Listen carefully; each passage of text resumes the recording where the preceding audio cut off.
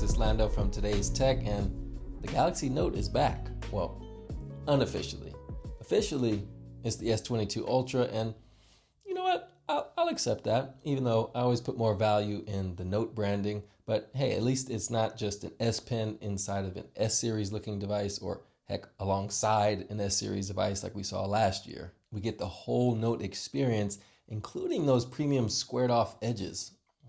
Samsung even brought back the gorgeous burgundy color, formerly known as Mystic Bronze.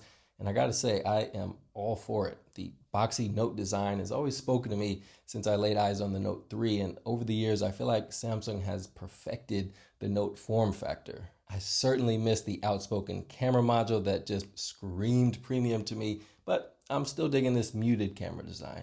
And, it gently shouts premium in its own right. And as I've said several times, the writing was pretty much on the wall last year when Samsung didn't release a Note flagship, instead choosing to offer an S Pen alongside the S21 Ultra and then just pushing foldables in the second half of the year. But I think this is the beginning of the end for the Note series to be replaced by foldables. Now, I've personally always been more of a Note fan, one for S Pen obviously, but two, because of that iconic rectangular form factor. So I'm sure all of you Note fans out there are rejoicing just as much as I am, at least a little bit. But who knows how this experiment will go? Will we get a Note again next year just as an S23 Ultra? Or will they officially bring back the Note line? Well, your guess is as good as mine. But one thing that I do know is that it's here now, and it does not disappoint. Now, design-wise, it's not all that different from its two predecessors, the Note 20 Ultra and the S21 Ultra. It borrows cues from both. The symmetrical nature of the side rails that the curved glass just melts right into, the matte finish on the rear glass. It's still rocking a single hole punch camera up top. The S Pen is over on the left side again, and even the camera module placement is virtually the same. Well, as a matter of fact, it's really not even a module this time around. The cameras just protrude right from the glass. So yeah, it's basically the child of the S21 Ultra and Note 20 Ultra. The Note just had more potent genetics in this case. But no, in my opinion, outside of the S20 Ultra, Samsung phones have looked fire in recent years. So I'm okay with a little continuity here. I feel like it helps create a sense of familiarity over several iterations. Now, I'm definitely on the record as a fan of both of the previous camera modules from the Note 20 Ultra and the S21 Ultra. I think they drew in a lot of attention because they were so distinct and they literally stuck out like a sore thumb, but I can still appreciate the more muted look this year. Sometimes it's nice to have a little change. But beyond the looks, Samsung definitely brought the heat like LeBron in 2012. We see improvements across the board, starting with the symmetrical frame of this guy, which is made from armor aluminum and has a polished reflective finish. Combine that with Gorilla Glass Victus Plus on the front and back, which Samsung currently has exclusivity on. And this is a device that on paper is more durable than the last. Now, of course, it wouldn't be a Samsung flagship if we didn't have a display worth talking about. So of course, we have a display to talk about. Now, it's not a 4K display or anything outrageous. Samsung is still rocking with 1440p as they have since 2015 with the Galaxy S6. That seems to be a sweet spot for power efficiency, but it's a 6.8-inch dynamic AMOLED 2X display with a variable refresh rate even better than the S21 Ultras. This guy ratchets all the way down to 1 Hz for static images like looking at a photo in your gallery, for example. But then it ratchets all the way up to 120 Hz for tasks like scrolling and navigating throughout the UI. And they didn't mention it at the keynote, but it does retain the 240 Hz touch sampling rate that we saw in the S21 Ultra. So the UI is still buttery smooth, and tapping icons and stuff like that is fantastic. But this year, Samsung tried to tackle a pretty significant display dilemma. When you go outside and you're trying to use your phone and it's just way too bright, and so you try to cup your hands around the screen to see what's going on? Yeah, me too. So Samsung introduced a feature called Vision Booster that basically just analyzes the content on your screen in combination with analyzing the ambient light around you to boost contrast and brightness up to 1750 nits. Mind you, the S21 Ultra peaked at 1500 nits. But I think it's important to clarify how brightness works.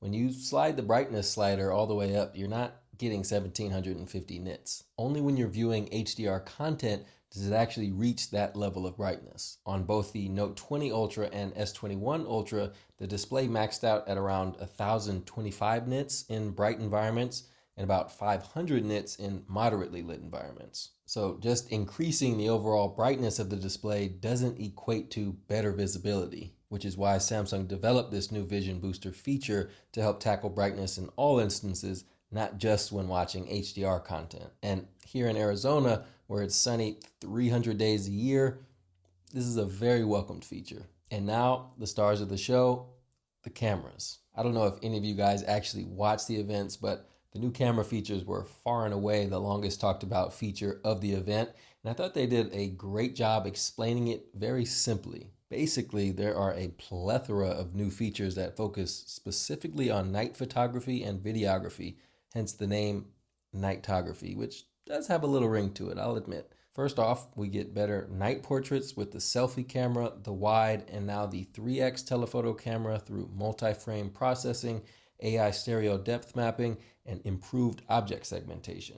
So in layman's terms, we should notice better edge detection, less wrongfully blurred objects, and overall just sharper and clearer images. Samsung even tried to tackle night video head on with some processing wizardry. Basically, without getting too technical, the cameras will automatically adjust the frame rate and shutter speed to capture more light and detail while relying on the improved image stabilization to deliver crisp night video. Now, it definitely sounds like a lot going on there, so I have my fingers crossed that Samsung worked out most, if not all of the kinks to make this camera perform, and I'm hoping the Snapdragon 8 Gen 1 delivers. As we know, a massive part of what makes smartphone cameras so good is their processing power. But it is worth noting that the Pixel has had extremely well-performing cameras while using the same, if not lesser processors than Samsung. So I think both Qualcomm and Samsung are on the hot seat on this one. But beyond nightography, there are some general camera improvements in the way of a revamped scene optimizer, now called Detail Enhancer, to automatically tweak pictures based on the scene or object in them. We now get Pro Mode for all 4 lenses, Super HDR for those super sunny backlit shots that tend to get blown out, and then Adaptive Pixel for enhanced 108 megapixel photos through multi-frame processing. Now, the 108 megapixel shots have always been quite detailed, obviously, but they seem to struggle with dynamic range. Shadows just got crushed. So on paper, combining those 108 megapixel shots with some Nona Bend 12 megapixel shots should fix that. So there's a lot of neural processing going on in the background to make all of this possible. And Samsung says the NPU is 73% faster than before. I know sometimes when I take a picture with my S21 Ultra and then I immediately go to the gallery, you can see that it's still processing. So we'll see if any of that has changed at all. But at the end of the day, on paper, the S22 Ultra should be an absolute powerhouse when it comes to the cameras. And quite frankly, I'm just glad to see Samsung putting such an emphasis on developing these features.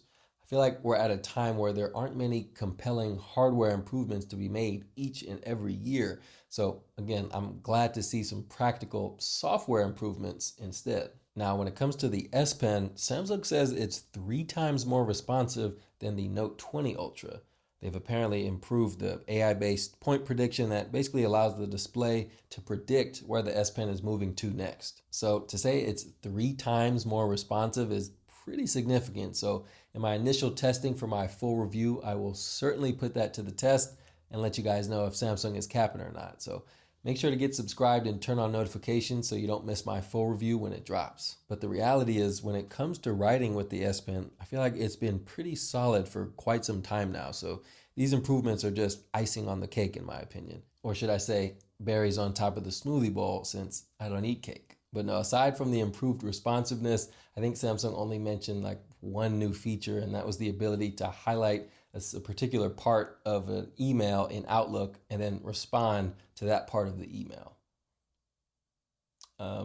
Yeah, I gotta say, I don't think many people will be using that, let alone even know it exists. Now, last year, if you bought the S21 Ultra with the S Pen case, then you know that that particular S Pen lacked all the cool Bluetooth features like, using the S Pen as a shutter button or, swiping through your gallery without having to touch the display. And That was because there was no way to charge that S Pen. You see, when Samsung introduced these Bluetooth low energy features, there was an ultra capacitive battery in the S Pen that charged when it was housed inside the Note. Well, since we essentially have a Note again, all those Bluetooth features are back. And I likely won't be using too many of them. I'm gonna keep it real, but using the S Pen as a shutter button definitely can come in clutch at times. So again, as I've said, I feel like we're at a time where there aren't that many compelling hardware changes that can be made, and so we're seeing that big emphasis on software. I feel like Samsung, especially over the years, put a lot into the hardware of their devices, but didn't quite focus as much on the software. So I'm glad to see that change. I'm glad to see the Note is back, even if it is hiding behind the S22 Ultra moniker. I pre-ordered the burgundy joint, so stay tuned for my full review as soon as I can get my hands on this guy and spend a little bit of time with it. But until then, thanks for supporting the channel by sticking around until the end. Always appreciated. Make sure to subscribe and turn on notifications right now. Wait, just stop and then do that right now and then come back. Alrighty guys, peace and love.